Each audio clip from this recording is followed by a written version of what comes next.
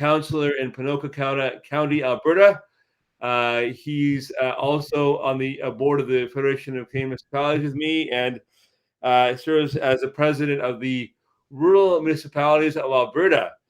Paul McLaughlin. So, Paul, thank you very much for coming today. And in sort of celebration of COP26, we're going to have a bit of a chat around energy and climate and all those good things. And it's good to talk to a valued colleague in Alberta. So it's good to see you. No, thanks for having me, Arjun. This is my favorite topic. So I didn't even hesitate. I started supper for the kids, and let's do this. I'm excited. Awesome. Well, I very much appreciate it, and I hope your kids can wait a bit for their suppers. So all good. How many kids do you have? I have one adult that I just picked up from university to spend the reading week at home, and my son is 16, but he's about 6'4". So. But they still rely on their dad to eat on occasion. So big boy. That's awesome. So what I just wanted to get a sense. I mean, Paul, you and I have not met face to face yet. One day we will do that. We met virtually a couple of times, and I just want to get because you're a very you've done a lot of amazing things. You're obviously a representative for rural Alberta, and I think you're. In my mind, the premier representative of rural Alberta in the country. You also have a great background in environmental science and renewable energy. Can you talk a bit about your background and what you're up to these days? Yeah, for sure. No, and I think that it's one of those things. A typical Canadian humility. You hate talking about yourself, but I'll give you the elevator speech on sort of what my story is and the journey that I've been on. I was fortunate, I was at University of Calgary and I was doing a couple of biology degrees back in the day when you could do 2 degrees at once. And lo and behold, I managed to get pretty much the best summer job that you could ever get in your early 20s. And actually I became a park ranger, and I actually was a park ranger in the late 80s, early 90s. So you could start to put the math in your head. What an opportunity for someone in their early 20s to run around and chase squirrels and bears and the whole work. So, through that journey, I ended up actually getting into environmental consulting, and had actually I've been running my own firm now for about 20 years. I concentrate on pre-development work. So most of the work that I do is on large-scale development. I've done, you name it, and we'll probably, as we go through this, I've worked on oil sands to wind turbines. I'm working on a battery project right now. I'm working on a solar project and a gas generation project right now, and I just finished a wind project. So I've worked on the entire energy field. But lo and behold, typical politician story is a gentleman was stepping down as a councillor locally here, and I said to my wife back in 2007 when I was 37 years old, I said to my wife, I wonder if I should run for politics. And she said, well, if you got the time, whatever. And she thought that'd be a good hobby for me to keep me busy, which it doesn't sound like I need to be that busy. But anyways, so now I'm on my 5th term, if you can imagine. And so when I was first elected in my 30s, it was quite, I was considered young then, and that's completely different now. There's a lot younger folks running when I was in my early mid 30s. But I have actually, while I was elected, I actually ended up doing an MBA at the University of Leicester in England, and I concentrate on rural adoption of renewable energy. So what are the barriers? What are the barriers to adopt renewable energy? How can we have micro generation and investment in renewable energy? And with that, as I said, I've been working at. So actually, the sun just went down, but I was at the beginning of this conversation. I was running full solar. So my wife and I built the office that I'm in right now on my farm. So my wife and I farm in western Ponoka County. We just grow straight hay. We're just forage crop. But my office is net positive. So I'm speaking to you from a net positive office that's wind and solar powered. And actually, we use solar hot air. So this building is 2,000 square feet, and it actually produces more power than it uses. Now, I hope you'll excuse me for saying this, because it's not what you think about an Albertan as a British Columbian, to be honest with you, right? I mean, it's not the sort of stereotypical view of like the world, right? So, and just on our different trajectories as elected officials, it's funny because I was elected first in 2005 at the age of 35, so we're the same age more or less. And I got kicked out in 2008. I came back in 2011. So it's my 4th term. Would have been my 5th if I was successful in the term that I lost. So it's really good to sort of have a similar sort of trajectory. And some generational kind of understanding. But back to this whole notion of like, what some British Columbians think about Albertans, and maybe Albertans think about British Columbians, to be a net positive office space in rural Alberta, it kind of blows up some people in BC's mind, right? It's an amazing thing to hear. And obviously when we're reading, the Vancouver Sun or the Calgary Herald or the Edmonton Journal or the Victoria Times Colonist, we're hearing a lot about, or the National Post, the Globe and Mail for that matter. We hear a lot about the conflict, between, the prairies, Alberta, Saskatchewan, Manitoba, and then BC and Quebec, and throw Ontario for good measure. But there's a lot of things that are happening on the ground that Alberta is really leading into to try and meet emissions targets. I think maybe not so much sometimes with some of the provincial policies, and I say that with respect to the provincial government that are duly elected. And it's a tough road to hoe because you've got this massive massive industry in the oil sands, which you can't just get rid of like overnight, or maybe you don't want to get rid of it ever. So, how do you think about emissions reductions from the perspective of an Albertan, and how does that kind of play out in the province in terms of conversation, do you think?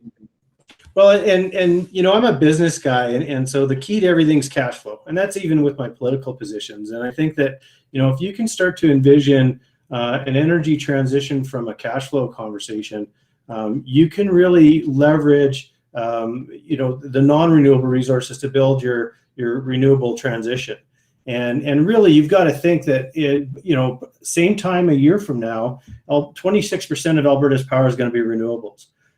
That's a big, going by what you're saying Alberta is oil town. This is all about oil and gas. And in fact, actually, the largest solar installation is just getting finished in Vulcan County, and actually in Vulcan County, it's actually replaced all their oil and gas assessment. Wow. So this shift is occurring. Albertans are skeptical and then all in. That's a typical Albertan. I don't think this is going to work, and then they go in, and Albertans go in hard, we're really aggressively. And I've been dealing with the conversation as it relates to renewables, and I'll tell you. So I assessed, and I'll even talk about my thesis, and because I think it's an interesting conversation. So my thought always was that people would get into renewables because it would decrease emissions, as you were saying, that we need to decrease our emissions. That's what they want to do. Yep. And so I surveyed 300 Albertans, rural Albertans, and I said, what is your main driver?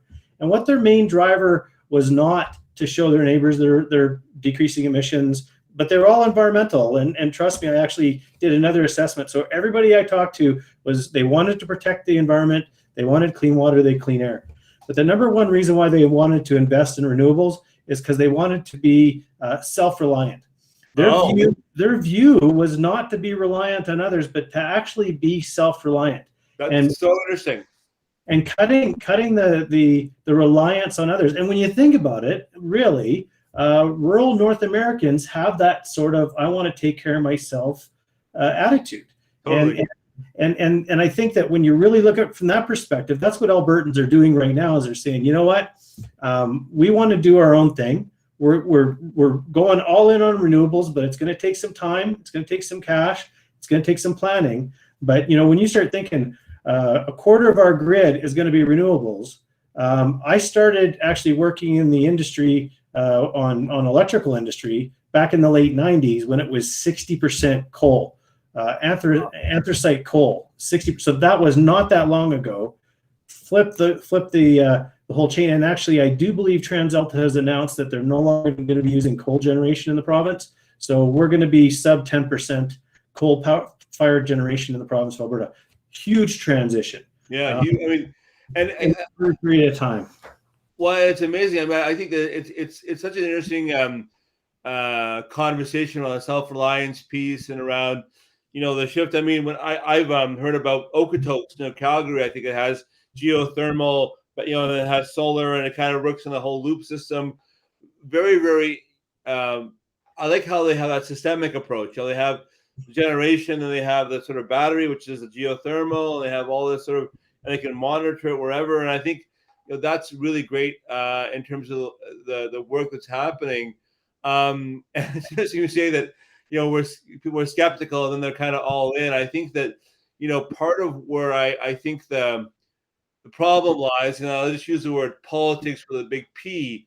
When we get the big P politics in the conversation, people get their backs up and they don't want to, collaborate and have these conversations. But, from a local government perspective, with our sort of ways of talking with each other, I learned a lot about the renewable energy and the energy transition in Alberta. And it's, obviously in BC, we have, up in the Peace Country with Dawson Creek, Fort St. John, all up in that area where I've traveled to, a couple of times in the past couple of years.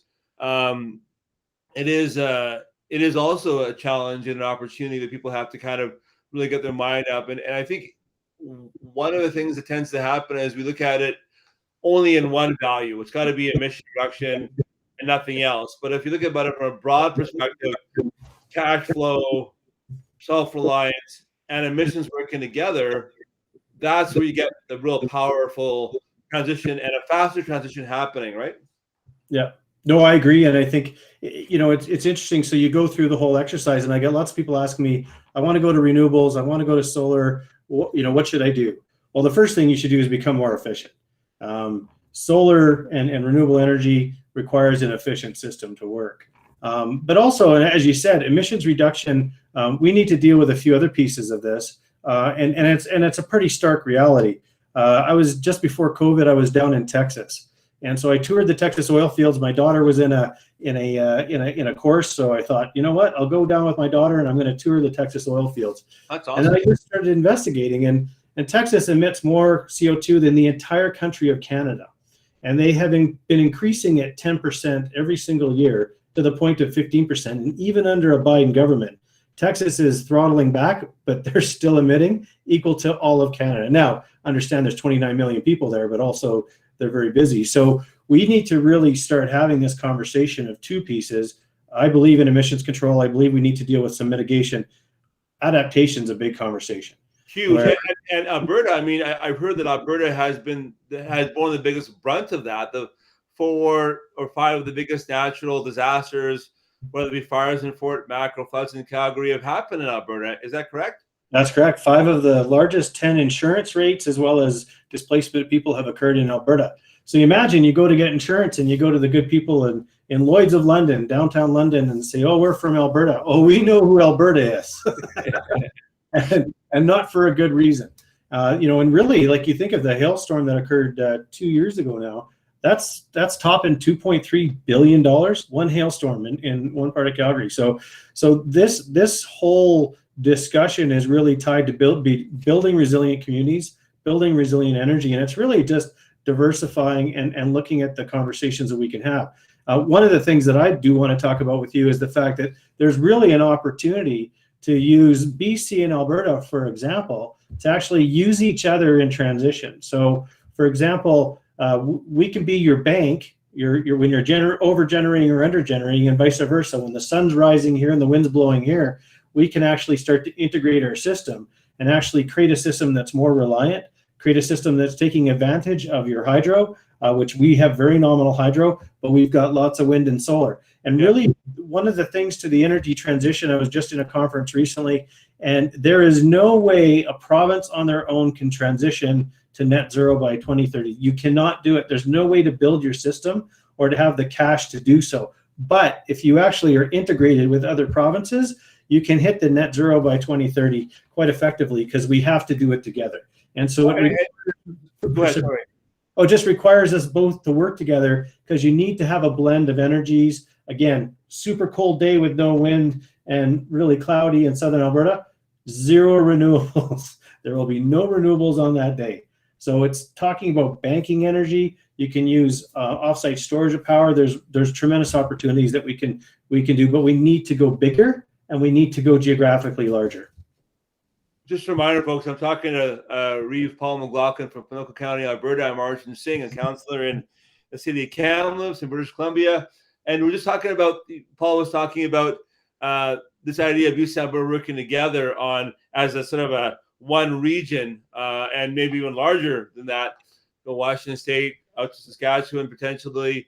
And I know that I think I remember a conversation I had with a minister in British Columbia a number of years ago. We were talking about that there actually isn't the transmission lines, between the two provinces. So build that out would be actually really interesting, right? And kind of see what that would look like. And so, BC has a climate plan that we're working on, and I'm honored to be appointed to the province's Climate Solutions Council, which I've been learning a lot about that over the last, say, 8-9 months.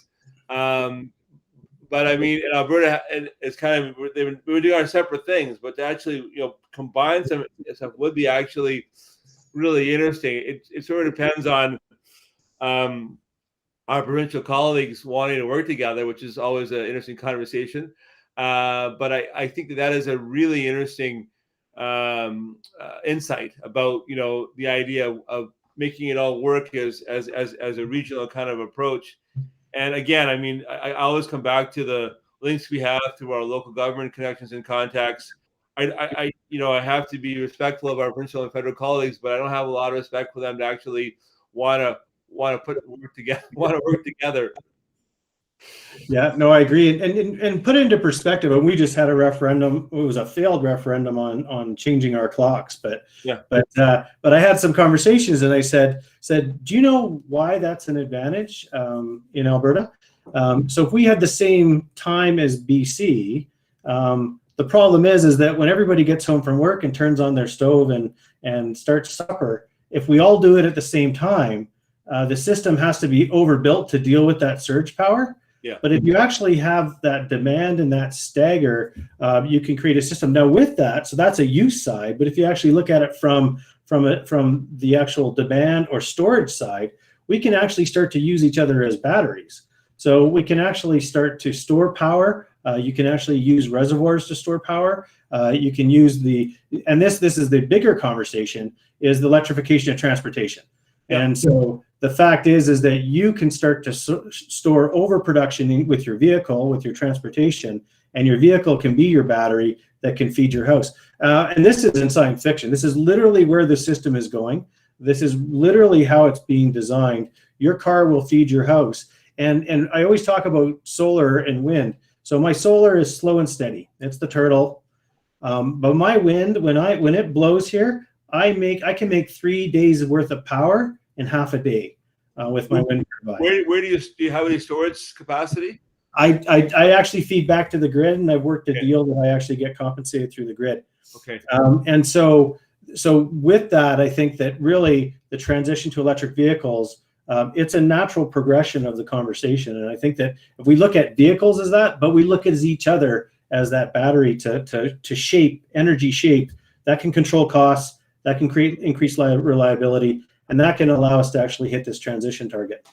Well, it's interesting because I've had I've been at some presentations from our utilities in British Columbia, and the peak power demand, which is always the coldest day of the year or whatever it is, right?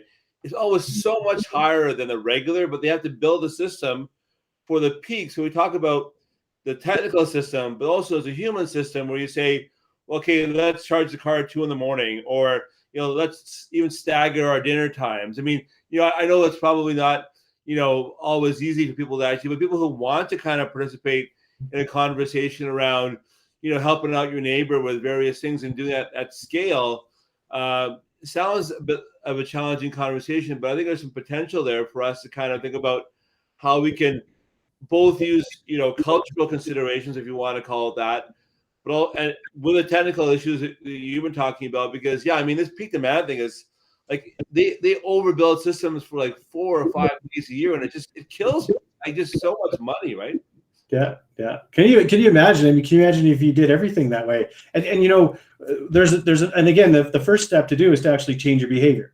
And so it's the best investment is actually demand metering. So in fact, actually, like you said, charging your vehicle at 2 a.m.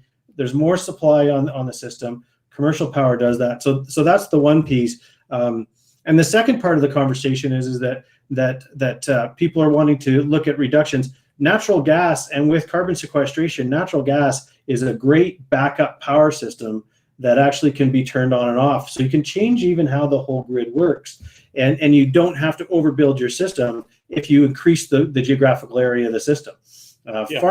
Farmers here, the most successful farmers own property spread out through all an entire region because one got hit with hail and one's drought, and it averages out. And so we look at that from our power generation standpoint, and ultimately look at it from an emission standpoint. I think the best way to do this, if you do this on your own, you will not be successful. Well, and also, I mean, I think that not letting the perfect be the enemy of the good. I mean, a lot of times people say, well, we've got to get it down to zero. That's a conversation, and sometimes the terms get in the way. But you look at decarbonization. Carbon is basically a series of emissions and sinks, right? So if you're using carbon sequestration and basically sinking carbon, or in BC, you're using carbon to make. There's this outfit in Squamish in the Sunshine Coast, or Oceana Sky Corridor, that they're actually creating, basically fuel from carbon emissions, bring them out of the air. It's just a crazy, amazing sort of thing, right? And I have some conversations with the Petroleum Producers Association in our regional conference here, and one of the fellows put me on to the X Prize the oil industry did in Alberta, where they're actually trying to find ways to beneficially use carbon, right? I'm like, vodka, concrete, all this stuff, So, I mean, there's all this innovation that actually I think business can bring to the conversation that really allows us not to say, sunset X or Y industry. We, not so much look at production, but look at the emissions out of those productions to kind of make things work is really interesting to me as well. Yeah, and I think that and it's really that balancing act, and there's conversations tied to offsets. I have this conversation with folks all the time that they use Canada's emissions is 1.26% of the world emissions. Every day China's putting up a coal plant, and Alberta or Canada is covered with forests. How come we're not getting credit for that? And I said, you need to understand that every forest fire emits so much carbon. Do not have that conversation, because we don't want to have to account for forest fire on Canadian carbon emissions. And we don't. Yeah. And so we need to, and one thing that I'm a huge fan is nature-based solutions. So really looking at ways from agriculture to the urban forests. Using the landscape to sequester carbon is a tremendous opportunity because it does more than one thing. It allows us, from a biodiversity standpoint, it creates healthier air, healthier water, and it really uses, in many cases, stuff that we're doing right now. And so I think that the nature-based solution conversation is significant. And I think our agricultural industry, our forest industry can be part of that conversation. Right? Small modifications in how you farm, small modifications in how you undertake your forestry, you can actually have a net positive effect at emission standpoint. And we need to start having that conversation too as well. I think so too. And one thing I was going to ask you, because I'm actually putting forward a motion to my regional district, and I've started the sort of conversation around having a climate action committee for our regional district, which is basically, it's a huge region with like 11 municipalities and a bunch of rural areas. And one of the things that I found interesting was, people's concerns, because there are really there's some very, very meaningful concerns people have. So I know, for example, for you folks, a bunch of your taxation comes from taxing oil and gas infrastructure, right? And they haven't paid you for some of that stuff over the last little while. So, how does that play out in terms of getting support for, emissions reduction and, making sure that people feel not left behind, people feel like they understand the conversation? Because, in an urban setting in like downtown Vancouver or, downtown Calgary even, it's a lot, sometimes it's an easier conversation for some reason, right? When you're working on a farm, or you're working you work at a cut block on forestry, or if you're in a mining industry or the oil and gas industry, there are challenges that are involved with this conversation. So I wanted to ask you, like, what are the challenges that you found in terms of the people that you talk with, obviously, in your context, with just the whole conversation around energy and emissions and the whole sort of issue area? Well, and I think it becomes the sort of pointing fingers at one another. And I was told by an Indigenous elder that if you're pointing your finger at one, you got three fingers pointing back at you. Be careful with that. I've always taken that, and I think that we need to be quite careful. Even the emissions announcements that were made by the federal government, they're already looking for exceptions already. Everybody wants to have an exception, right? So you've got a rule, and everybody wants an exception. And so we need to step back and really say, okay, where do we want to be? How do we get there? How do we get there? Royal Bank said $2 trillion to transition our economy to the net. Now, where's the money coming from? That's a conversation we need to have, because I'm not sure where the $2 to $3 trillion is coming from. Can we use what we're doing now? Can we transition? Can we disrupt?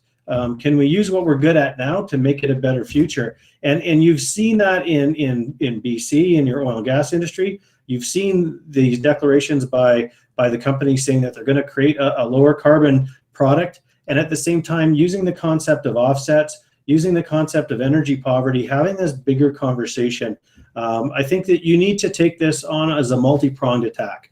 And I think if you're looking at one industry, Canada cannot afford, to be quite honest, to throw $120 billion of export, which is the hydrocarbon industry. There is nothing to replace it. There is no export to replace it. I've learned that very well from people, and I totally respect that argument. But that being said, by extension, the legume industry, the pulse crop of Saskatchewan is used for export, which is fixing carbon. We can feed the world. We can heat the world. We can use our knowledge to actually assist the world to move through the process. And we need to have a phased approach. We need to make sure it makes sense. Yeah. We need to make sure it's got measurables, and we need to don't make promises you can't keep. And so let's make our rules together, our milestones together. And when we don't get to them, let's fix it and improve it, because Canada hasn't hit any of their emissions goals. And just to be clear, nobody has. I think Morocco's hit theirs and Costa Rica has hit theirs. No one has actually hit their emission goals on the planet. And so maybe that's not the way to do it. Let's maybe change our society and make it better. Maybe that's the way we do it. So a lot of people that I represent, and I'm sure you represent as well, they're just so worried about the timeline. They're worried about that we're running out of time. And obviously, you're very, very right. We have not met the targets we set as any older government, for the last 20 years. And now it's, for a lot of us, it just seems so imperative that we actually start meeting those targets, right? And we start actually, because, we've all been through extreme weather, right? We went through in my region of the world, massive wildfires that destroyed a community and really impacted other community. And, we were just, very lucky to escape that in my own community. We had a fire that was threatening a neighborhood that was very close to, taking it out. Right. So when you've been through that, and most people now in Canada, I think, have been through something like that one way or the other, you start to consider, the impacts of emissions on all these things. And obviously, I think what's interesting now also too is if you look at national polling, it seems before back maybe 5-10 years ago, when the economy went down, interest in the environment went down because people wanted it, but now it seems like it's the same thing. So environment, no, not the same, it's different. Environment is still very, very, climate change is still a big concern, but so is affordability and economic viability, right? So making those things work together seem to be the kind of one of the sort of magic things to try and do. But, it's just the speed. And one thing that always challenges me is that government, in my experience, doesn't work very fast. No, and I had this conversation. So imagine, and I'm not being an alarmist. I'm just trying to be real here. Propane has gone up 600% in the United States, same year over last year. It's gone 300% up in Canada, expected to go to 400%. We're going to be using the term energy poverty this winter because the price of energy is going so high, and it's going high for multiple reasons. Probably overzealous enforcement in Europe. At the same time, COVID, everybody eased back on their investment in energy. it's going to be a long winter from what I'm hearing, because a lot of that propane, the Americans are stockpiling it right now. So they're actually buying Canadian propane and stockpiling it. Wow. They're expecting over the winter. So I've got good friends and family out east, and I said, so you guys know what winter is going to be like for you, right? And they're like, what? I said, your energy bills are going to be insane, because anything that's a portable product is going to move. So you're right. It's this affordability, this conversation around energy policy, this energy transition. They talk a lot about leaving people behind. I'm really worried that people that are in poverty are going to be left behind. Totally. Yep. Huge. Like, that's a big discussion, that how fast can we go? We're only as fast as the person that's not caught up. And so we need to really start to look at, I had this conversation with a local gentleman today. He said he knows of a family that he dropped off 8 cords of wood because he knows that they live in a crappy 1960s home. They're pensioners. They do not have the money to make their house more energy efficient, and they're going to burn through 8 cords of wood before December. These people don't have the means to transition their life to a greener future. So we need to really start to look at it that way too. We need to all be in it together, and we need to help each other along. Well, and we talk about, the issue around energy, even in our house. I mean, like I maybe it's my South Asian roots, but I don't like cold very much, So I tend to try and buy the most warm jacket, and I just put some more sweaters back in the cleanings. I need to kind of get them back in circulation again, right? So one of our sustainability staff at our city hall, for a couple of years, they were actually giving out prizes, which were actually blankets, and so it's not a solution. Obviously, people have to heat their whole home, and you get into conversations around making houses with passive house design that can keep heat in, insulation. Those are all obviously new home considerations. Mainly retrofits are more challenging. But if you look at, how people are actually, looking at that, and especially people who are like, I'm financially not suffering, so I can actually, get a nicer jacket or a nicer sweater, and, kind of have more blankets in my home and those kind of things. And I live in a small space. So, for us, it's sort of like not the biggest issue, but, and, I've talked to our provincial colleagues here in BC around that. I mean, like, how are we going to make sure that, like you say, that no one is left behind, and energy poverty or affordability is a really strong consideration, right? And so, and it really speaks to the big challenge, because, and it's really, I think it's more of an engagement challenge than anything. Really just talking to people, which I think our order of government's very good at, because we're in our communities all the time, right? So we talk to people. With COVID, it's been tougher because obviously we've been distance, and it's been hard to get out much. But as we get out more and more, like, I'm starting to really think about conversations I can have with people that I know will be challenged for whatever reason, and say, look, here's the landscape that you're paying me to learn about. Let's have a conversation. I don't want to drum you over the head with all this climate stuff. I want to know what you think, but this is what I'm learning on your behalf, kind of thing, and then start like that. Oh, for sure. And I think that, one of the things is energy literacy. And I think that I was involved with an energy literacy project in Alberta, must have been 15 years ago. And we surveyed Albertans, and they thought 50% of our power generation in the province of Alberta was by hydro. It was 7% at the time, 7%. Yeah, so wow. They thought we had huge hydroelectric dams. The question I have for them is, where were they? Because there's only about 3. So yeah. They're not that big. So we have issues tied to that. I think that we really need to look at educating our citizens to have an understanding.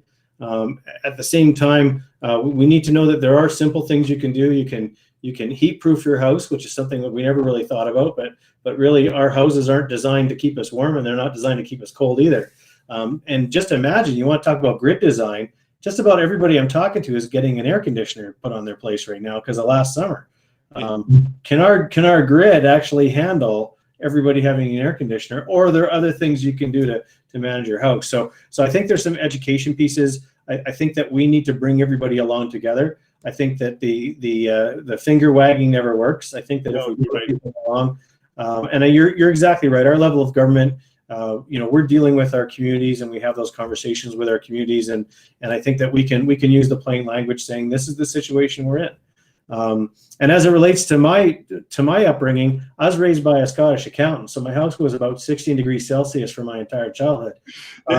The problem was, when I moved out and I go visit my father now, the bugger keeps it at 23 degrees Celsius now. And I asked him, I said, "Why'd you freeze us when you were young?" He goes, "Well, I wasn't cold then, but I'm cold now, so I turn it up."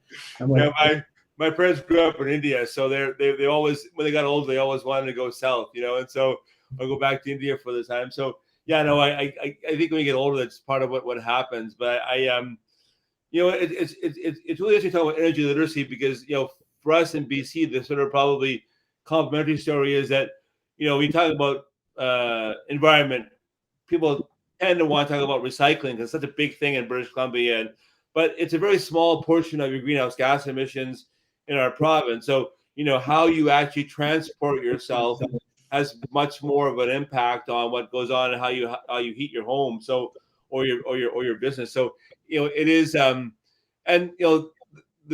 the affordability issue comes in. So I think when you're talking about different ways of financing the transition, and you talk about private financing, individual financing, public financing, how to make it affordable for folks, so that like BC, if you have a house which costs more because you made it more energy efficient, can you get an energy, or anywhere in the country, can you get energy efficient mortgage? And what's interesting is, actually, when I was at the Alberta Urban Municipality Convention in 2018, it's so funny. That's the first time I heard about PACE financing, which is now in BC. It's a big thing. So, that was actually on the convention floor in Red Deer at the Alberta Urban Municipality Convention, which is, again, another kind of, for a BC person, stereotypically not the case. And you got to pull up the stereotypes. And I'm sorry I keep on talking about that, because it was my bad, right?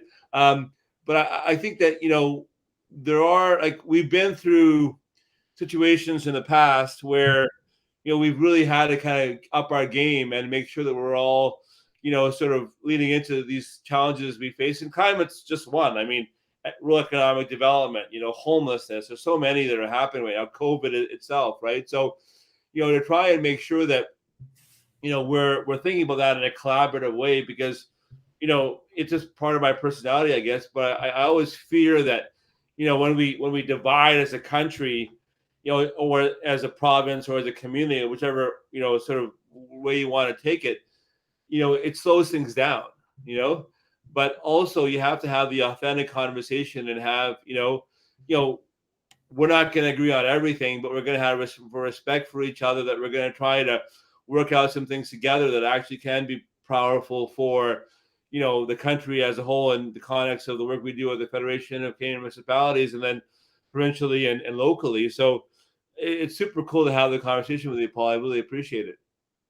Well, yeah, and I think that if we start looking at it in isolation, and I think one of the transition fuels is hydrogen, for example. So we've got the ability with our hydrocarbon industry to actually make hydrogen, and that hydrogen basically creates water once it's consumed.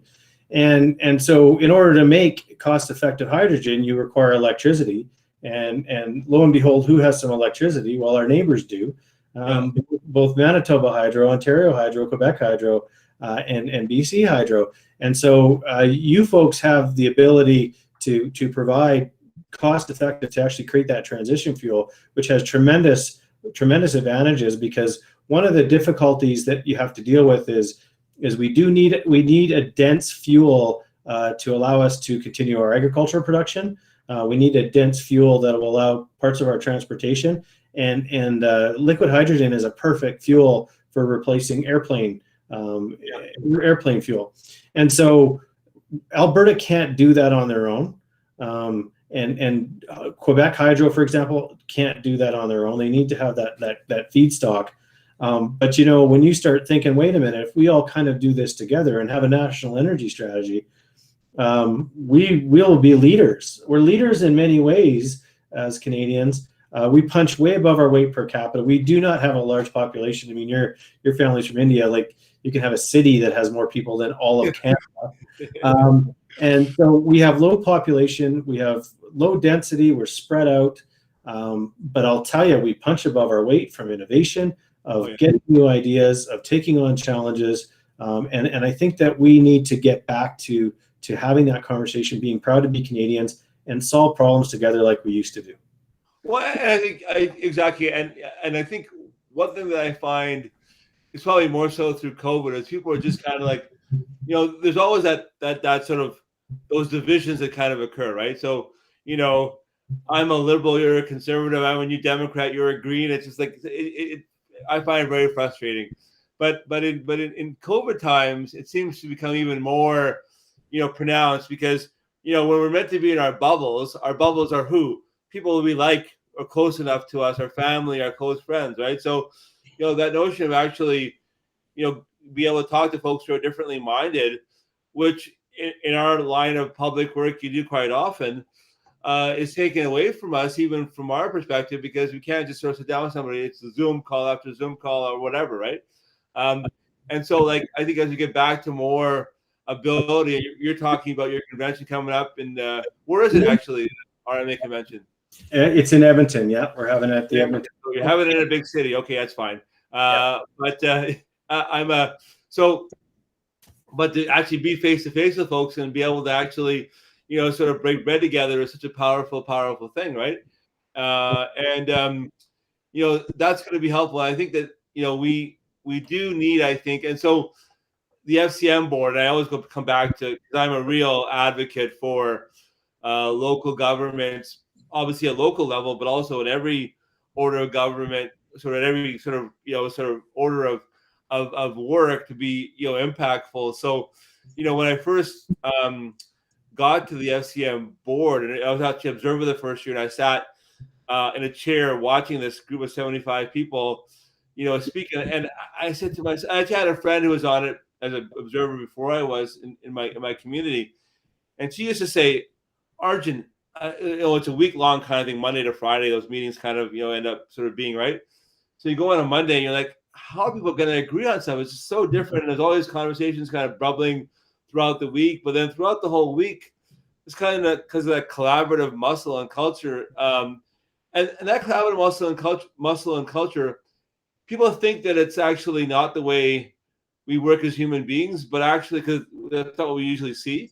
But it's a very deep, long-standing, almost ancient tradition, of actually collaboration, right? It goes back to, Greek times and those kind of things. And, my sort of, training has been in communication and public engagement.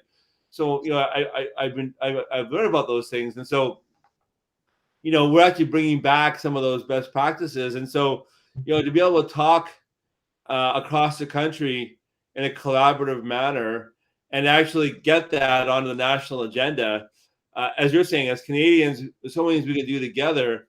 What's in the way of that, unfortunately, is how our House of Commons is structured. How those things kind of happen. So we have to kind of punch through that in some way, I think, and try to foreground the collaborative spirit. I've done a lot of work on electoral reform in my time. I really believe in that. But what do you think can be helpful in that conversation to kind of get our federal colleagues kind of thinking along those ways? And I know that the West group that FCM had was quite influential in terms of getting things going from a federal investment perspective to help resource-based communities in your province and others. Well, and you're exactly right, and I think that social media has polarized. People are using polarization to drive their agenda, and I think that we need to correct behavior that's ideology, that is the finger pointing, finger wagging, saber rattling. It's not going to advance us forward. It just feeds another monster that doesn't need to be fed. And imagine, you would never survive a famine if you look at just the growth of human relationships. You'd never ever survive a famine if you're by yourself. The only way we survived a famine was by community. That's the only way. We got together, we stockpiled. We'll survive together because we can't survive alone. And we need to shift to that thinking on how we embrace the future. I'm the eternal optimist, so I'm probably not always the right person to talk to. I'm kind of tired of the saber rattling and the rhetoric. My kids watched the debates, federal debates, and he said not a single person said they want to work together to make Canada better. Not a single person said that. Yeah. Like, who wants that person running anything? Like, really? Yeah. Who's that person? Like, that doesn't even make any sense. So I think we need to, as citizens of Canada, go enough. Like, just enough of the polarization. Let's have a nonpartisan government that wants to make Canada a better place. Wouldn't that be awesome? Yeah, my mom, who is still very much in my life, and she thinks I don't listen to her, but I actually listen to her all the time. You know how it is with mothers, right? Yeah. So she was actually saying to me, we go for walks, quite often around, and she says, there should be I'm not advocating this, but it's an interesting idea. Local government party. Like you just kind of like run a bunch of folks from actually who've been councillors, mayors, reeves, real district chairs, what have you.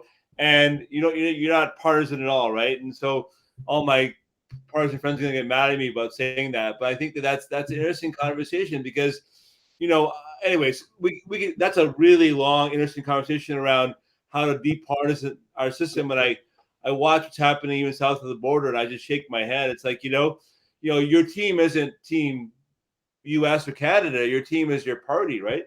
And that to me is just so sad. So again, I mean, I think FCM brings so much. The National Municipal Organization brings so much to that conversation, which is so great, and it's been great. Getting to know you better. I think this has been a really for people who watch my Facebook, and I obviously post this other places. It's been a really enlightening conversation for me to kind of get some of your insights on, how this can work in the best way and work as quickly as we can make it happen. Because, I think we all feel this urgency and, what's happening. You mentioned your dad's a Scottish accountant. There's lots of people in Scotland right now, talking climate and, a bunch of folks from, my province and a couple from yours, I think, and, are there, and all across Canada, we have representation and all across the planet. And, we look to those folks to sort of help us on the international side, but, on the grassroots side, it's kind of like left to people like us. And I'm happy it's left to people like us because I think we got the right thing going, but really appreciate it, Paul. And anything else you wanted to say? Anything else you wanted to leave before we kind of stop today? Well, no, I think to your point, 100%. I think that let's just solve the problems together, and I think there's a real opportunity here. And you know what? How can someone shoot us down if you have municipal leaders, Indigenous leaders? We come up with a plan to move energy from Quebec Hydro to Alberta to Saskatchewan. If we talk about using Alberta and Saskatchewan's renewable to bump up the renewable available to BC, and if we do that as a nonpartisan conversation around local elected officials, the voice of their communities, solving these problems, who can stop us? Well, and you put a fire under my butt because I'm going to raise that with my my colleagues in BC at the local government level, but also the provincial council I serve on. I think that's really, really interesting, and it's like it kind of fits very well with that energy transmission, whatever kind of energy, right? But I think obviously low carbon energy is, in my mind, better, and it's something that I think we have a lot of economic development opportunities to try to make that happen, right? So I mean, it's government's role to kind of like smooth out the rough edges for folks who'll be impacted and affected, but it's also, I think, in all of our best interests to kind of really consider what we all can do, whether it be in our personal lives and our professional lives, with our businesses, because I think that we've all seen the downside of this, as we mentioned, with extreme weather and other things. But there's a tremendous upside, I think, as we're saying, to working together and to try to have economic equity, more healthy communities, more vibrant communities, more social solidarity. There's all these good things that can happen. So I see climate. People say it's a climate crisis. I also see it as a climate opportunity to kind of move forward together. So again, really appreciate it, Paul, and I look forward to our further conversations in November with the FCM board.